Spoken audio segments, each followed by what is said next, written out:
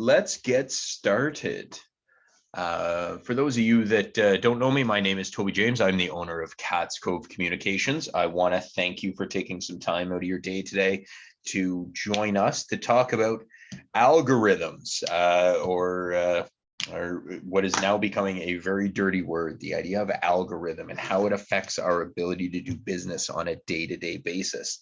We're going to talk about the idea of algorithms across 4 important platforms that I want you to consider when you're talking about getting your business up and running. When you're talking about expanding the reach of your business, that's what we're going to talk about. Algorithms on platforms that I want you to know more about so that you, frankly, can do a better job marketing your business that way. So let's get started quickly here. We're going to talk about some ideas that we've already kind of know about on most social media platforms. The idea of organic reach, and organic reach has declined. Organic reach simply means non-paid access that you have to your audience, the ability to get your message to people without having to spend a nickel to do so, whether that's through likes or shares. And organic reach, when we really talk about organic reach, that's what we mean when we say the algorithm. The algorithm is the set of rules that is dictating whether or not people will continue to see your posts. I found this quote here that I really like, actually, and this is another definition for organic reach is from a sci-fi author named William Gibson. Algorithms are called the antis. They are self-organizing, and so nobody fully understands them. The definition of an algorithm, because that's kind of what it is, right? We know an algorithm takes care of itself. We know there aren't people behind the scenes pulling strings, pushing buttons, and deciding whether or not your Facebook, Instagram, TikTok post goes viral, whether or not it reaches everybody. We know that it's self-organizing, but we also know that nobody fully understands it. And I understand why. When you talk about some of these organizations, they don't want to divulge exactly how it works all the time. It's intellectual property. It's stuff that they want to protect. The good news is, either through lots of investigation by people much smarter than myself, or in some cases, these platforms have revealed and sent us and told us different manners that their algorithms will rank your content. So we're going to talk about each of those. We're going to start with the idea of Facebook and Instagram. It's where the majority of our businesses exist from a social media platform standpoint. I think a lot of us have decided that we need to join Facebook and Instagram in order to help promote our business. And there was a horrible moment. Oh, I guess we're talking 3-4 years ago now, 2018, 2019, when Facebook changed their algorithm. And for businesses, our organic reach really, really suffered. So we're going to talk about some of the history behind that, some of the tips and tricks that I would have for you in order to help you continue to grow your following in that algorithm. We are also, for those that are interested, we're going to talk about TikTok. How best, if you're going to get started on TikTok, to ensure that you understand the algorithm and that you can reach as many people as you want, especially on a brand new platform where you're not necessarily carrying all these new and traditional followers over. How are you going to reach the people that are already using it? And finally, we're going to talk about the Google algorithm. In a lot of our other content, a lot of our other presentations and webinars and other things that we've done, we have talked about search engine optimization and things like that. When we talk about SEO, search engine optimization, we're really talking about how best to work within the Google algorithm. So during that part of today's presentation, we are going to discuss the ranking factors that Google uses in order to help rank your website. So let's get started with a platform that I think we're all familiar with at this point, Facebook and Facebook history. So there's lots of little, those are the Facebook like symbols that you're looking at there. Lots of things to talk about here. In 2006, I mean, it's not on there, is when Facebook launched the news feed and the idea of status update. At first, I mean, you had to search for people to see their updates and all that, and their other stuff all manually. The launch of the news feed made it more accessible. So instead of just receiving notifications and messages, we began to see status updates of friends that you were connected with. That little like button that I have up there, that was introduced in 2007. Again, it was the beginning of interactions. So it's been a long time. I mean, since 2007, we're in year 15 of having the like button with us at this point. In 2009, we started to see what we called the newsfeed filter. So the algorithm effectively was born in 2009. When they talk about the filter, that's really what we're talking about. It's the idea of the Facebook algorithm being born. And Facebook decided to, instead of present everything to us in a chronological order, in the order of just when it was posted. And so you got to just go scroll back through all those messages, almost like, traditional answering machine, right? You listen to all your messages that way, and they play the oldest one first for you. The newsfeed filter meant that posts with higher engagement would show first. And since this algorithm was introduced in 2009, this is really the beginning of us having to try and dance and guess what Mark Zuckerberg and the team at Facebook wants us to post. So we've had to make adjustments and make fine tunes to status updates, things like that. 2009 really began the idea of Facebook as we know it. In 2011, we saw a combined news feed. So instead of just posts with higher engagement, we could see what they determined to be the most relevant content from friends at any given time.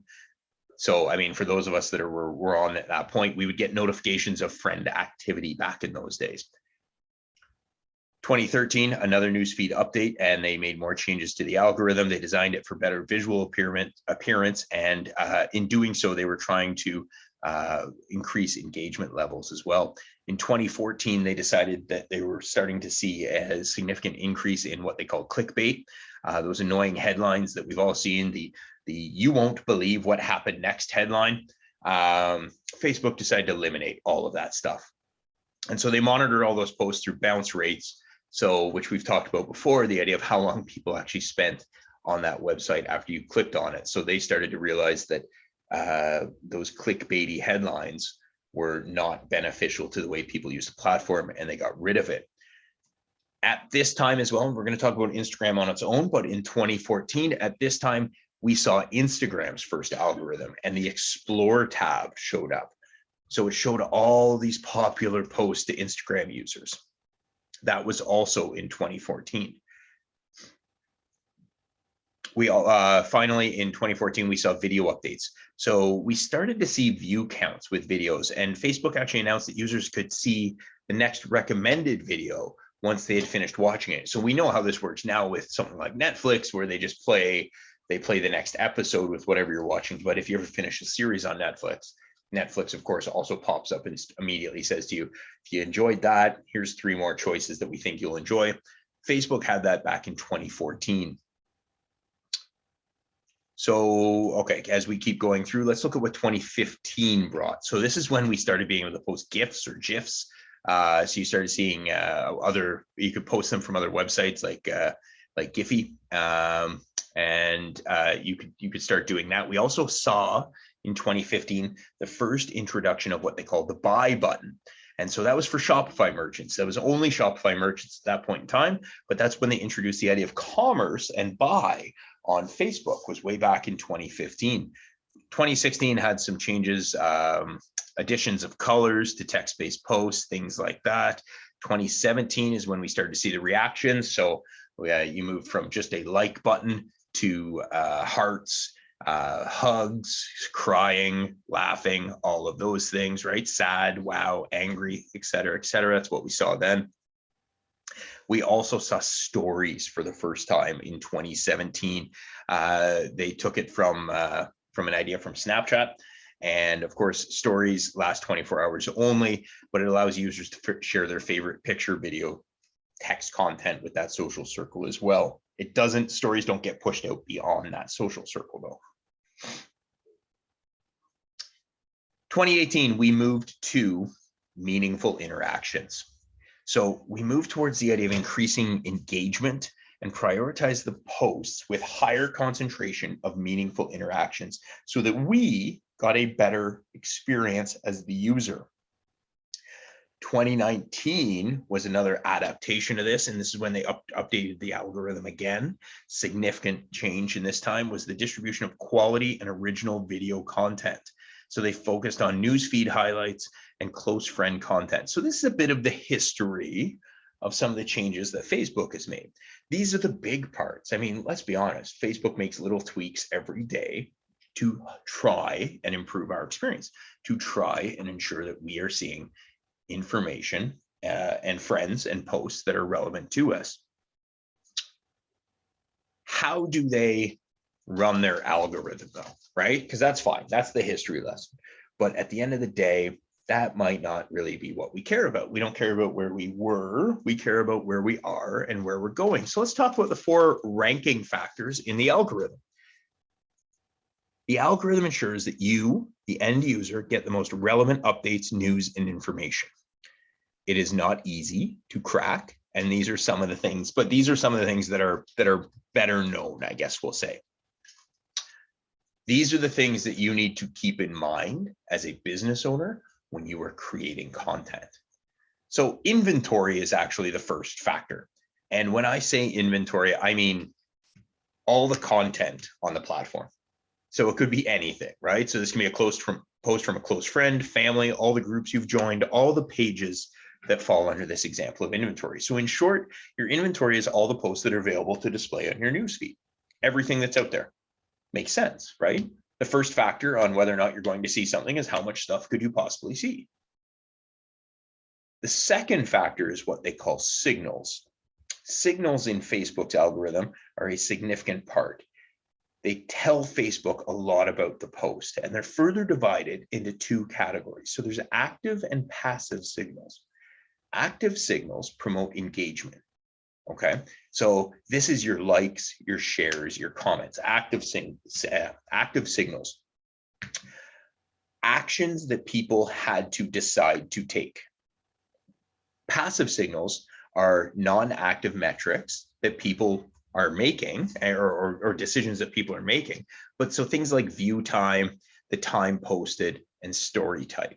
So these are the signals that we're talking about. So there's likes, shares, and comments, but there's also how long somebody watches, what time of day something got posted, and what kind of story is it? Is it video? Is it text? Is it an image? That kind of thing. No surprise, it's an algorithm after all, that the third signal, or the third ranking signal that we're going to talk about, is the idea of prediction. So has it ever happened to any of you when you're searching for a specific thing on Facebook, and then your news feed is bombarded with different versions of that, or the same precise thing in some cases? That's prediction from Facebook. So this is one of the reasons that it impacts the ads that you might see, but it also helps you assess your Facebook profile. So we're looking at likes, dislikes, and posts you're interested in. The reason it pays attention to what you're searching for and how you're acting is so that it can predict how it will show you content, and content you are likely to engage in. So predictions are a direct result of how you react to the post. You like posts of kittens. The last time you saw a post of kitten or a video of a kitten, you watched it 12 times and you left a heart emoji. That's helping Facebook predict it should show you more posts of kittens, because that's what you want to do. When all of this is all compiled together, you end up with what's called the relevancy score. So Facebook assigns scores to all content on the platform, and it displays how specific that content is for a specific user. So that score, that ranking, right, is all about how likely it is that you will want to see it. So the higher the score suggests that the content will be more likely to be shown on your newsfeed. So again, just quickly, inventory is everything that's available to be shown to you. The signals are how many likes it's getting, how long it's been watched. So there's active and passive. So how much engagement plus just how much it's been observed. Predictions are how have you interacted with content like this in the past, and thus how likely are you to react to it if we show it to you again. And the relevancy score is the actual number that they use to talk about all of those things, right? And to determine whether or not you will see it. So when we talk about why our pages aren't seeing as much, or aren't reaching as many people as we want them to, that's what we're talking about. This is how Facebook's deciding. And one of the big things with Facebook is because there are so many users on it, and because we've been on it for so long, the idea of inventory, we have a lot of stuff that's available to us. And your user, your end user, your consumer has a lot of things that are available to us. And as a result, it's hard to crack through that. If people aren't seeing your stuff, Facebook has decided based on the relevancy score that your stuff isn't worth showing to those end users. And that's a hard lesson to hear and a hard thing to hear. And I understand that. But that's why I want to talk about how we're going to work with the algorithm. So let's talk about how we're going to work with the algorithm then. The first thing we're going to do is I want you to engage with your audience, okay? Engaging with your audience seems obvious and seems simple. To respond means to communicate or to interact. Like that's what I'm looking for, okay? If you're not responding with people from your account, you don't have a good, you won't have that following where you can help sort out followers, preferences, likes, dislikes, all of those things, right? Interaction is going to help in understanding, and understanding helps in building a good number of followers. So here's the other thing though. Interacting with your audience and engaging with your audience doesn't just mean when they comment on your post. It means actively seeking them out and engaging with them where they are, whether that's in groups, whether it's on their own post, maybe they have their own business pages and things like that. Engaging with your audience is a investment of time that you need to make in order to help the algorithm see where you are and who you're interacting with. Second thing I want us to think about is I want us to think about posting at the right time. Facebook shows us the numbers when our audience is online. And a lot of different tools that help you post on Facebook will tell you when your audience is online. They have that information. So before you post that content, you need to look at the right time to upload it. So I want you to dig into the best time to post on Facebook. And I want you to think about it that way. If you think about a lot of bloggers, right? If you're posting a blog, they post that content first thing in the morning, which is understandable because that's when people are likely to be awake and maybe they're going to read that blog with their morning coffee or whatever it might be. But from a social media standpoint, if you think about reaching the most people, maybe your best chance is actually during the nighttime. If you're posting business content for people that might be searching for information on how to optimize, they're working on their business, they're thinking about that kind of stuff, maybe posting during the day is the right time. It's all information that is available to you as to when your users are online and when you should be posting your stuff. It can be tempting to post, whenever you're in the mood and in the moment, and I'm okay with that. In fact, I love spur of the moment posts, but if you're somebody that's not going to be posting all the time and you're scheduling it and you're only going to post infrequently, I really want you to think about when that audience is online. So we figured out when we're going to post, right? And now we need to think about how we're going to inspire. Everybody has a story to tell. And there's a reason we did an entire webinar solely on how to tell that story and why storytelling is important. So the key to inspiring your audience is telling those stories. 46% of marketers as a whole, and I want you to realize that if you're watching this and you are a business owner, you are, in this case, a marketer, identify themselves as an inspirational brand. And the key to being a good storyteller is knowing your audience, remembering your audience, and telling your story in a way that resonates with their experiences. If you can create connection with those listeners, with those viewers, with those observers, then you can inspire them. So I want you to think quickly about some of the best ways to inspire your audience with your content. I want you to think about how you're going to be original, develop your perspective and the perspective to offer that insight that maybe nobody else has thought of. And I'm not saying you need to be the first person to crack the code and nobody else has ever posted what you're posting, but I need you to realize that maybe other people haven't seen it in your feed. If you know that you've seen it in your feed, in your own personal feed, there's a chance your friends and the other people following your page have seen it as well. So I want you to do your best to be original and offer stuff that they may not have seen otherwise. Be engaging, right? Ask questions that will stimulate the conversation. Provoke an emotional response with your content. Be interactive. If there's a place, encourage them to leave comments. And if they do leave comments, please, please, please, I want you to respond to those comments. Now, I am not saying I want those posts that say like and comment below. That is cheating the algorithm. Yes, it's going to get you lots of reach on like and comment below. It's also not going to provide a ton of value if you're not spending all your time in your comment thread in that section responding to comments. If you're just going to do that to get more reach, your audience is going to learn that pretty quick and disappear, because they're going to know you're not going to be authentic. And what I want you to do in your content is I want your thoughts and emotions to show through properly, where you're being very, very authentic. And if you're making statements, this is the last point I want when I'm talking about inspiring your audience. If you're making statements, I want you to back up those ideas with evidence or statistics. I want you to not just make broad sweeping things. A lot of the stuff that you'll find in these in our posts here, or in this webinar even, is stuff that I've taken directly from Instagram. It's quotes from people at Google, people that are helping us understand these algorithms. Okay, we need to produce quality content is really what I'm saying, right? And content is king. It's more relevant now than ever because there's so much out there. It's not enough just to make content. You need high quality. So how do you measure high quality? Keep it simple, all right? Spelling and grammar, make sure it's not too repetitive or poorly formatted.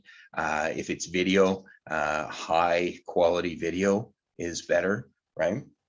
If it's video, and the last point we're going to talk on how to work with the algorithm, I want you to create short videos, engaging videos. We produce a lot of long stuff, admittedly, at Cats Cove Communications.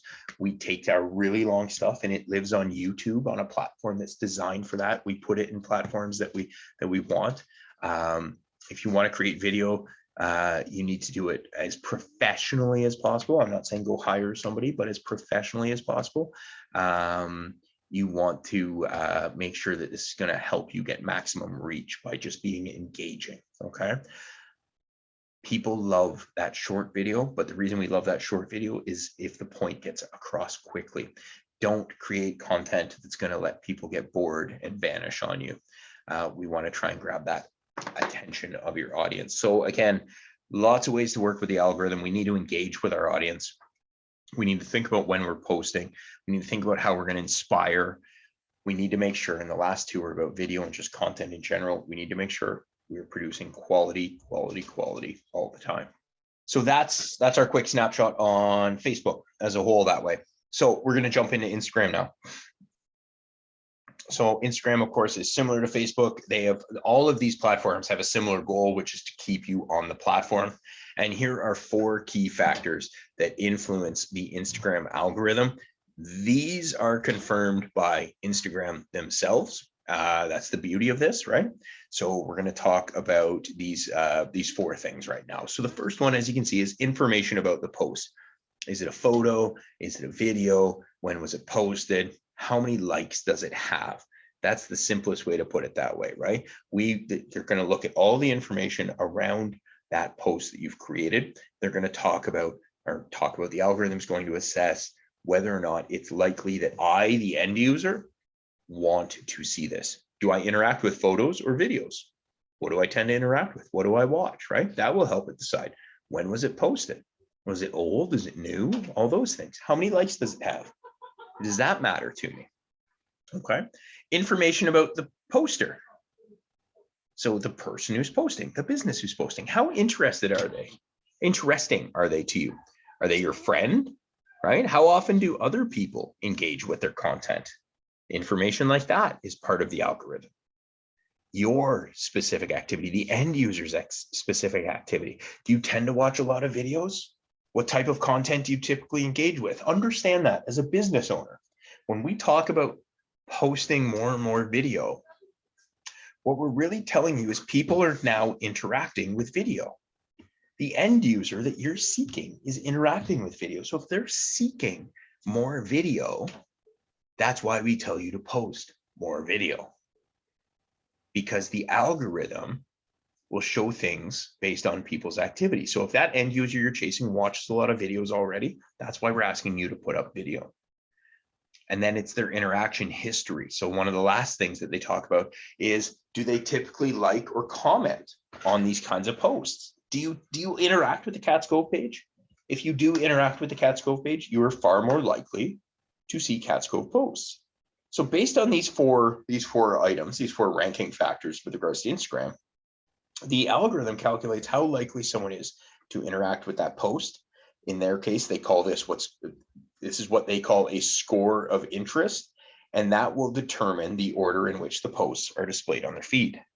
So those are the four things, right? I mean, relatively simple again, information about the post itself, information about the person that's posting it, your activity, and your interaction history. So there's two things on both sides.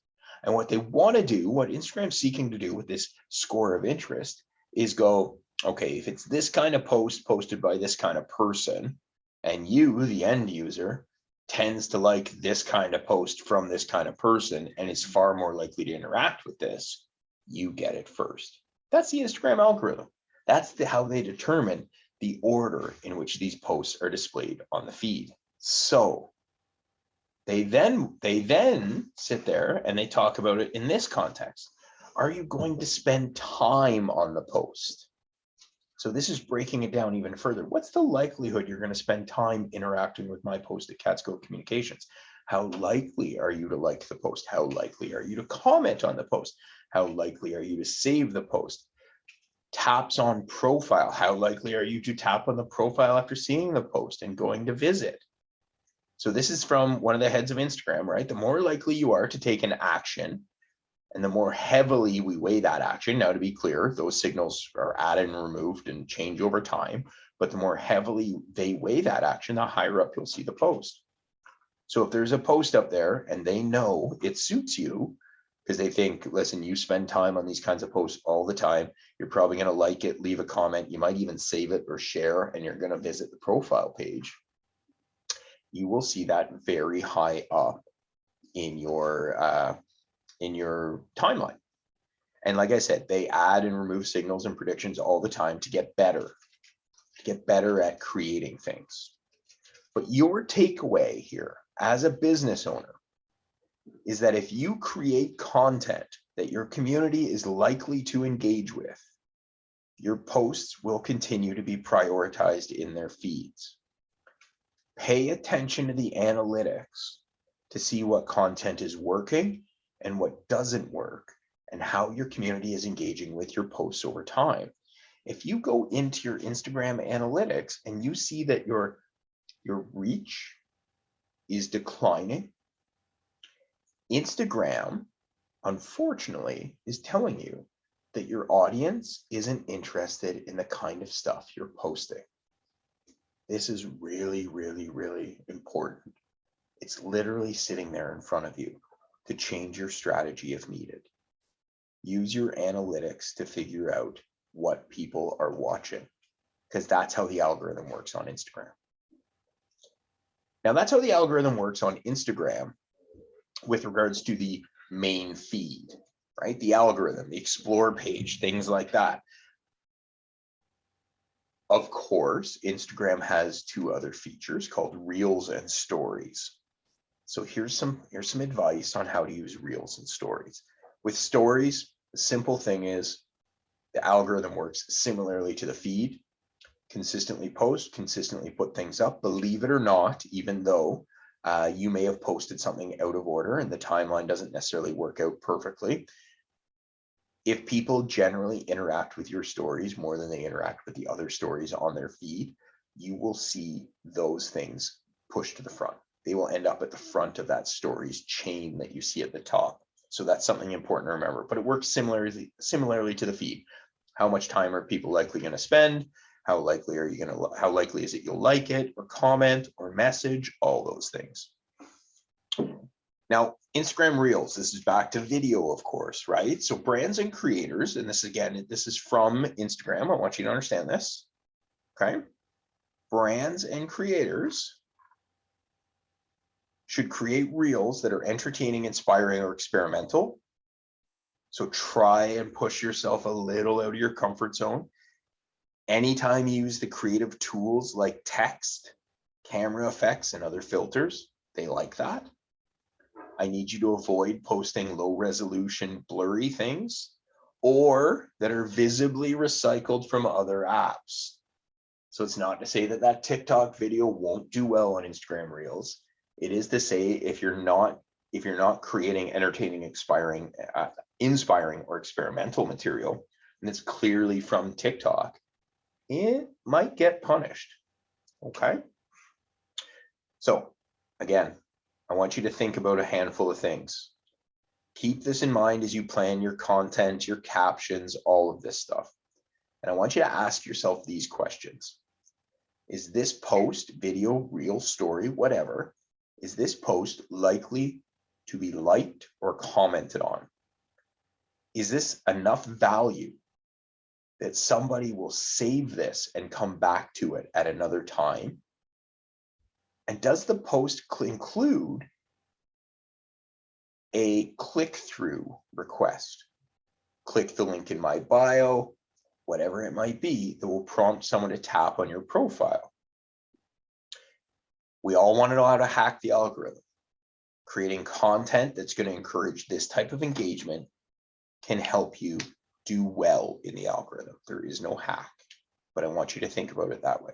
Facebook and Instagram are the old kids on the block, so to speak. So let's talk about one of the new ones. Let's talk about TikTok.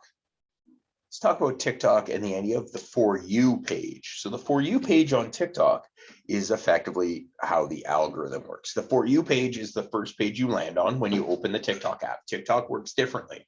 They will show you stuff from everybody before they show you all the stuff from the friends and family and businesses that you like. It's not to say they won't sprinkle them in, but that's how it works. It's a curated feed of videos from creators that you actually might not follow. And the algorithm thinks you will like, again, based on your interests and past interactions. Your TikTok For You page is 100% unique to you. If you're familiar with TikTok and you've spent some time on it, there's a very good chance you've had a similar conversation to this with a friend, family member. Hey, have you seen the TikTok where? And the person looks at you like, I've never seen that before. And you can't believe it because your feed is filled with all of these videos that are similar in nature to this. But your friend, your family member has never seen any of this stuff because their feed is completely unique to them. So if you like and leave comments on several videos about Instagram tips, as an example, right? Because we just talked about that, you can expect to see a lot of social media marketing TikToks on you on your For You page every day. So this For You page is something that we seek to get on, right? And so let's talk a little bit about it here. So there's the idea of followers and monetization. So by landing on the TikTok For You page, this is why you want to be on the For You page, right? I mean, it sounds silly, but this is why you want to play with the TikTok algorithm, so to speak, play nice with it. So if you land on the For You page for enough people, you can start gaining followers faster. And you can get closer to this, to this goal that of more followers and things like that. And let's say the goal, for example, if you really want to go viral, is 10,000 followers. It sounds like a lot, I know. But once you hit that milestone, you can start making money from your videos. So you also want to be on the For You page because once the algorithm starts pushing out your video to that broader audience, you might start getting more recognition as a thought leader, as somebody in your space. Again, not that I'm advocating this is the reason you're doing it, but can lead to, more sales, for example. There's a saying out there. So the third reason you want to be on the For You page is the idea of platform growth. There's a saying out there that says it takes a platform to grow a platform. So for those of you that are still on one platform, I want you to consider this. If you strike gold on TikTok, you can actually use that to redirect traffic to other platforms, whether it be Instagram, YouTube, Facebook, Twitter, wherever you might want to grow that platform as well, because it takes a platform to grow a platform. So working on a TikTok platform can really, really help you. The For You page is also incredibly free exposure. So if you usually get 100 views per TikTok, just as an example, as a nice round number, if you can get pushed on the For You page algorithm and get pushed out to more people, that can get to tens of thousands. It's exposure that you can leverage without spending a dime on ads. There are so many people and so many stories of TikTok and TikTok success, where people say, I made 42 videos in a row that never got more than 300 plays. And then my 43rd video got to 275,000 and I gained thousands of followers. We actually got a message from somebody the other day that says that they're growing their TikTok just by virtue of being on there. And it's remarkable how quickly it's growing for them. So you want to get on this For You page. Let's talk about the algorithm itself, though, right? And the TikTok algorithm, and 3 things that they talk about to help them determine whether or not you're going to get pushed out on that For You page. So quite simply, the more comments, likes, shares, and duets your video gets, the more likely the algorithm picks it up. Another factor you need to keep in mind is video completion rate. The more times people get to the end of your TikTok, it's more likely to get pushed out for further distribution. So it's great to put a 3-minute one out because they allow it. Understand that 3-minute video better be super engaging, or you better find a way to get people to watch to the end, because if they don't watch to the end, TikTok will not push it out. The information in it is super important. So the hashtags, the sounds, the captions, it's all kinds of information that TikTok's algorithm looks like that can help you get on that For You page. So if you're using a trending hashtag or soundbite, it's more likely to get noticed by the algorithm. Remember, TikTok's goal is to keep people on the app, same as everybody else's. So trending content is a way to do that. Finally, device and account settings are important. So your location, your language preference, country setting, they actually play a role in curating your For You page, right? A comedy skit about South African politics would probably appeal to South African users, but for myself, a Canadian, I don't know that they're going to hit quite the same that way. Now, these signals don't have as much weight as the others, so you do always have a chance to reach that global audience. So at some point, they will determine that Toby in Perth, Ontario is interested in South African politics if that skit is going completely viral. But those are 3 things that they look at when they're talking about TikTok. So are you getting to the end of the video is super important. What kind of information is in that video? So what kind of hashtags or sound bites? What kind of caption are you putting over top of it? Are those keywords that people are interested in? And how likely is it that you're going to get comments, likes, shares, duets, and all the other features that TikTok has? All of these are very, very important things. So now that we know all of this, we're going to talk about how you actually get on the For You page. So hashtag etiquette, let's start there. Hashtag FYP or hashtag For You or hashtag For You page will not get you on the For You page.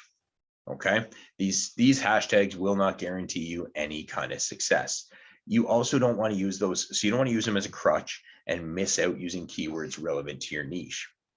The main goal of all social media, TikTok included, just because it's new doesn't mean it's any different, is to attract the right followers and then monetize them, right? So here are some TikTok rules that I want you to follow. Don't hashtag stuff just for the sake of it. Think of a number of relevant hashtags. So for us, as we sit here and we're talking about social media marketing and all the rest of it that way, I want to create hashtags that are more likely to attract the kind of people that are going to be interested in social media marketing. Mix popular hashtags in, because you never know. Some of those trending hashtags might help you reach people that are interested in your stuff. So take the popular ones with less popular ones. Use trending hashtags in your niche. Okay, not just trending as a whole, but in your niche. If there's a hashtag challenge that's out there that you think is relevant, then you can certainly participate in that. Okay. There is no tried and true formula on TikTok. You're going to need to do some experimenting to find a strategy that works best for your account, but don't just pick the most popular hashtag worldwide and expect that your small restaurant, your small retail store is going to go viral as a result. Think about curating an audience that is interested to you. So Video completion rate we talked about is really important on TikTok. One of the easiest ways to get top marks for that ranking factor is short, engaging videos. So we can do 60-second clips. I mean, you can all go all the way up to 5-minute clips if you want. But using all that time won't necessarily translate into viral success. So you want to make sure that they're not just swiping you away. So you can always make sure that you improve your watch time by making sure you have a hook right in the beginning to encourage viewers to stay until the end. You know, by the time you're done our video, you'll have learned these 3 things, whatever it might be. As that video completion rate increases, so do your chances of landing a spot on that For You page. So it's something that you definitely need to think about. Engaging captions. It's not a place to blog. You get 150 characters, including any hashtags you're adding. So there's actually less room on there than Twitter. So think about short captions that compel viewers to engage with your content. So make it short, have a couple of hashtags in there, and encourage engagement. So you can stir up a little bit of mystery maybe by saying this took me a long time to get it right, or wait till the end and see what I say, see what I do. This might help them stick around, ask a question, things like that. Make sure your videos are high quality. You will actually get pushed down with low definition, blurry, grainy stuff. At best, it's going to cause users to swipe away. So they're not interested in that. It shouldn't be a problem. Most of us have a wonderful smartphone where we can do this kind of stuff. So keep that in mind. Beside the quality of your content with the high quality videos, believe it or not, there are rewards for your editing skills. So filters, stickers, transitions to make all your videos more interesting, keep people watching, and hopefully rewatching over and over and over again is obviously very valuable as well. Similar to your Instagram and Facebook stuff, knowing when your audience is most active is super important, because engagement is such a critical factor into getting onto the For You page. So you can actually flip your account to a pro or a business account, and it's going to give you a bunch of analytics, video views, profile views, follower growth. And once you get 100 followers, you're going to start to see a lot of data about your audience. There is information out there that suggests don't select creator or business. That's fine.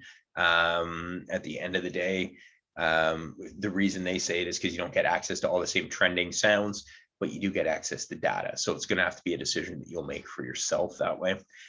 If you don't, if you do still have access to all the trending sounds and music, I need you to think of using them in your stuff. It doesn't mean you have to do the dance that comes with it. You can put that song behind any video.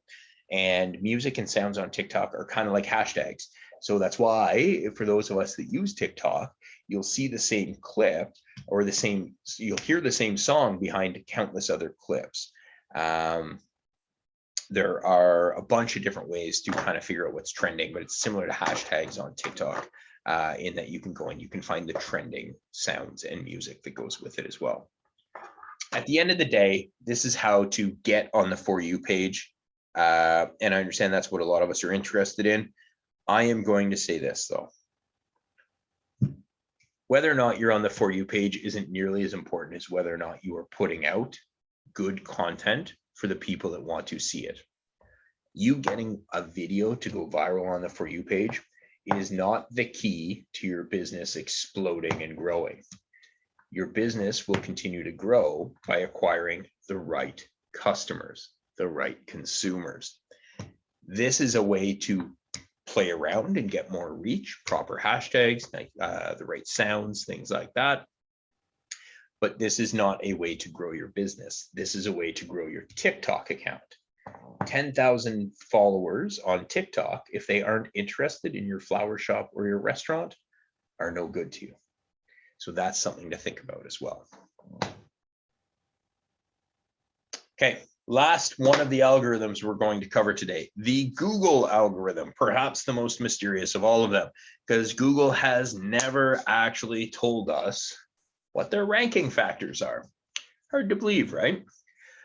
But if you listen hard enough and you pay enough attention, you will learn and you'll understand it a little bit better. So let's talk about backlinks, because we know this is a quote from Google. Links are really important for us to find content initially. If nobody links to your website ever, then we're going to have a hard time recognizing it even exists. This is why, if you've partaken in any of our other webinars around search engine optimization, why the numbers are 95% of websites get 10 or fewer visitors a month from organic Google search. If you don't have links and ways to get to the site, Google even has a tough time finding it. Okay, links are one of the most powerful signals in the ranking game, but they're risky. You want to make sure that you're doing it properly, because good links are incredibly beneficial. Bad links can bring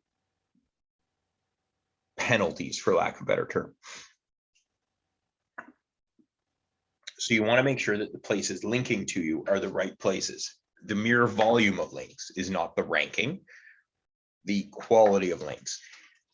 And a shameless plug, if you're interested in learning more about backlinks, I definitely suggest you check out our presentation on the Google algorithm, Google Search Console, and things like that. I definitely suggest you check that out, because it's totally worthwhile, where we go into those kinds of links at length. One of the big ranking factors that we know exists, because Google officially shared an FAQ page on what they call Core Web Vitals, which, again, back to my shameless plug, we talk a little about Core Web Vitals when we go through Google Search Console, is the idea of page loading speed. So use Google Search Console, a free tool that Google provides, to get an assessment on your Core Web Vitals. And then they talk about these things, okay? So the optimal user experience should be an important issue to consider, but not just that Google says so, but obviously you want to consider user experience as a whole. But because Google said so, this is actually pretty important in the optimization list. So there's three things here that you're going to look at with regards to Core Web Vitals. So one of them is largest contentful paint, which basically means how quickly are users seeing content. First input delay is something that they say measure how responsive a site is to user input, like tapping a button or entering data in a form. So how quickly does the web page respond when you start pushing buttons, right? And then cumulative layout shift is the other one that they talk about, which is measures how often elements of the page move around while the user is trying to read or interact with it. All of these are about obviously user experience that way.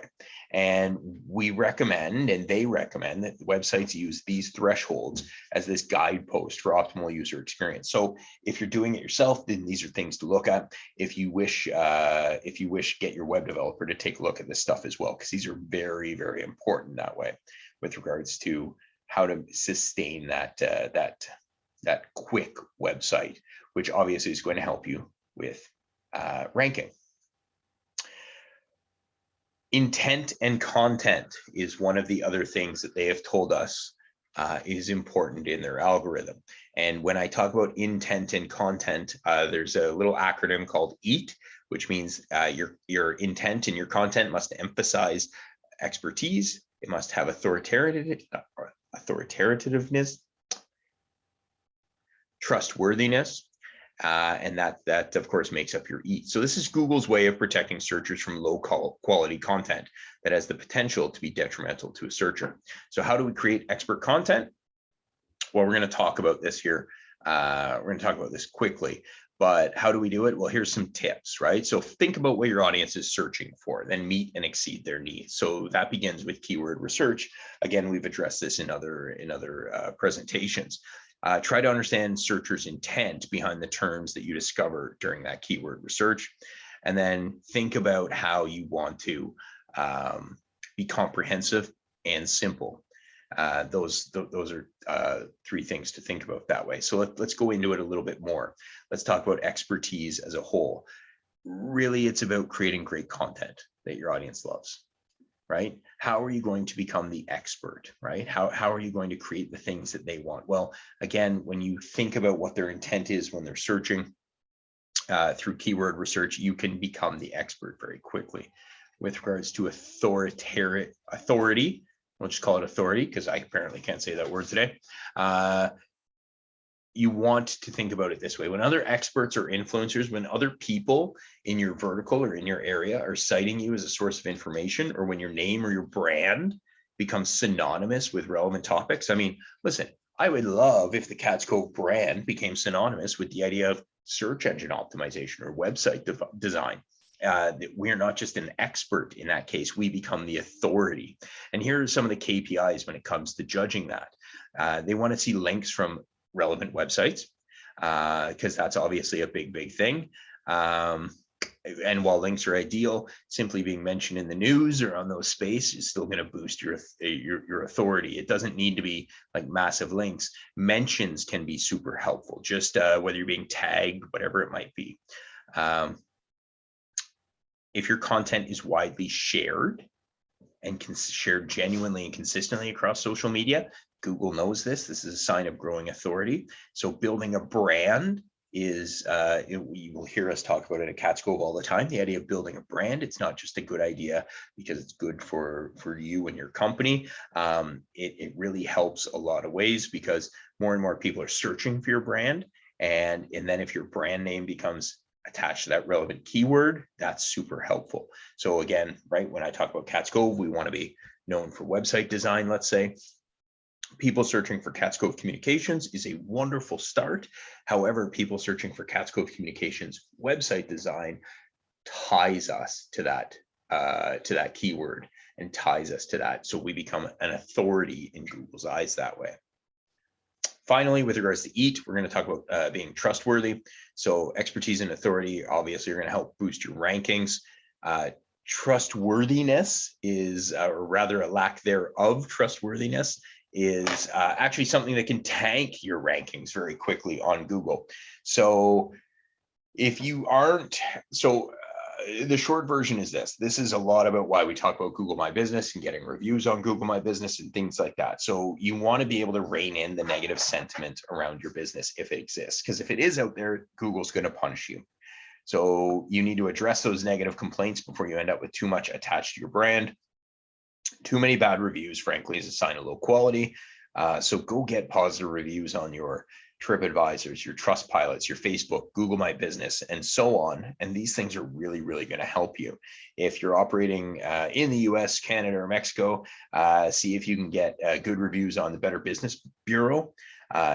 It's been known to be the go-to source for customer sentiment, for lack of a better term, with Google. It's actually referenced several times in their search evaluation guidelines as well. So different ways we can promote trustworthiness on our website. Have a clear way to make contact with the owners, with the business, or with yours. Attach the business to a physical location.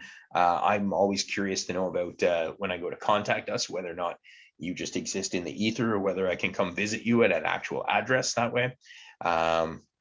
Make sure that website's domain is secure. Having the HTTPS, that security protocol on there, is very important to Google. If you are accepting transactions, have a clear refund and return policy. If you're selling products, it's try and have a lot of specifications about that product. And if you're just sharing knowledge in general, have an author biography included, and cite sources. Again, linking out to authority sites is a good thing and is a really important way to build trust. You want to be an expert, you want to be authority, and you want to be trusted, and fundamentally delight your customers and take care of those bad reviews. And that EAT algorithm is one of the quickest ways to, there it is there, our EAT algorithm through intent and content is one of the quickest ways to improve your search engine optimization. Now, if you've taken our SEO webinar and courses in the past, of course, you know there's listen, there are 200 different ranking factors that exist within Google's algorithm. There's lots and lots of opportunity to play around here. But if you're only going to focus on three things, I want you to focus on those three: intent and content, backlinks, and page loading speed. Okay, these are the three things that I want you to really focus on when it comes to your website and how to do better within Google's eyes. At the end of the day, ladies and gentlemen, whether it's on Google, TikTok, Instagram, Facebook, any other platform, hacking the algorithm is only going to lead to short-term success. Working with the algorithm long-term will create longevity that you seek. The most important thing I want from you is to create the best content you can for your audience. And that is, I promise you, the best way to work with the algorithm long-term. Thank you very much for your time. I know how valuable this is, Thank you very much for your time. I know how valuable your time is. And if you're still here with us, you've dedicated a fair bit of it to us today. So thank you very much. Any questions, send us an email there, info@catscopecommunications.com. Check us out online, or of course, give us a call or text to that number, and we'd be happy to hear from you. Thanks again, everybody. I hope everybody's well, and we'll talk to you all soon.